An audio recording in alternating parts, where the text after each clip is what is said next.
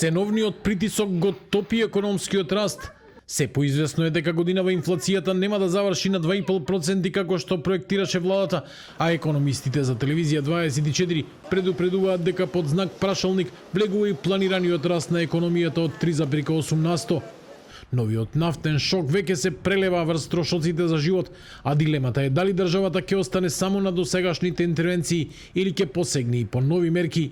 Имаме на пазарот несовршена конкуренција и можност на маркетите да ги покачуваат цените како што сакаат, имплицитно се договараат и полека ги качуваат за да ги зголемуваат своите профити, го сиромашуваат населението. Значи владата мора да го реши ова не со мерки од сферата на монетарната политика, туку со регулирање на пазарот.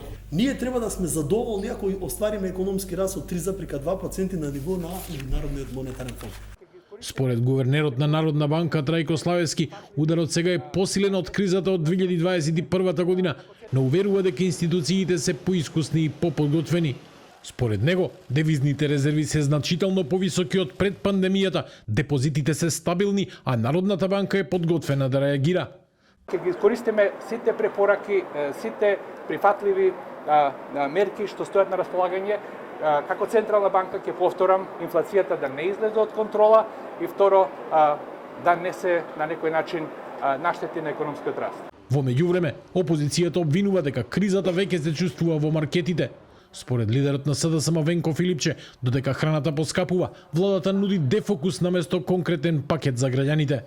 Повторно ја повика владата да ги намали акцизите на горивата за 4 денари, да го укине ДДВ-то за основните прехранбени производи и да ги преполови патарините.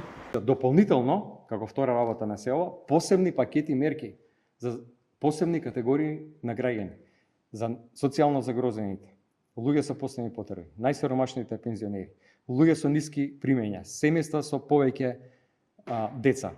Додека траат политичките обвинувања, владата денеска на редовна седница разговара дали ќе има и дополнителни чекори за ублажување на ценовниот удар. Премиерот Христијан Мицкоски вели дека потрошувачката на горива е зголемена за над 10% што го поврзува со пониските цени во земјава во однос на дел од соседството. Според него, намалениот ДДВ го ублажува ценовниот притисок, а ако кризата се предлабочи, најавува и нови мерки. Министерката за енергетика Сања Божиновска уверува дека цените на горивата за сега се стабилни, а министерката за финансии Гордана Димитриевска Кочовска порачува дека со мерките мора внимателно за да не се подгрее инфлацијата.